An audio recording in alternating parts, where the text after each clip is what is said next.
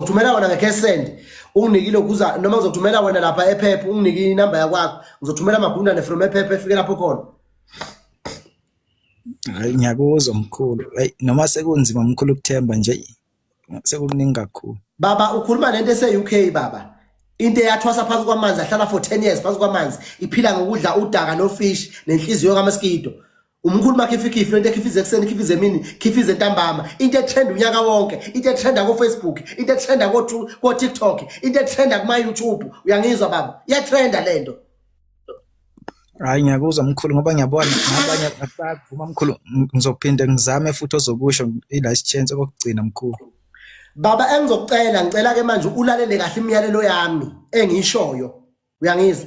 Baba manje noma yazi yenza kanjani mntamkhulu uzokube lula singalokhu sihluphana ubona ngathi lenyanga ayisebenzi. Ngicela uyawazi lo muntu oyinkomo okuthiwa iDeep. Ngiyabona mkhulu lo kususa amaqashe enkomeni. Yebo, ngicela ufike ungithengele wona mkhulu noma ngithengele u5 liter bese ubheda ngawo wonke lo muthi loyo.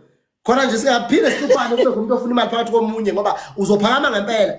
Thola lo muntu othiwa iDeep lenkomo umthole noma u5 liter wakhona bese upeyita ngalo mkhulu ngifuna ukukhipha yonke lento ewukungcola ngaphakathi kuwe uzobona mkhulu uzodlodlobala South Africa yonke uyotrenda njengomkhulu makifikifi uyotrenda ekseni utrende emini utrende ntambama.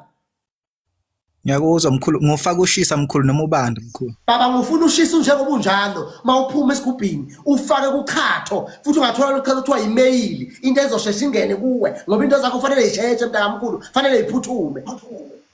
Mkhulu ngizokwenza njalo mkhulu ngoba izinto ezisheshayo mkhulu ngiyayithanda impela ngifuna nje ukuthi ngivele uvumbu ngisheshe ngibe nemali. Baba ngifuna mawuzoyenza lento ngathi ungadunusa kuqala bese ulibeka lapha le mail kuyikhwela mthini baba ukuze umuntu uzogijima ngale kathi lo muntu ugijima ungena kuwe nento zakho mawuqeda lapho baba uzovuka nawe usugijima uzobuka ufana nomkhulu makhifikifi into ekhifize ekseni ikhifize emini ikhifize ntambama. Ngajabula mkhulu ngabe ngisizekile impela. Amen ngani yakwethu yenza njalo khehla lami.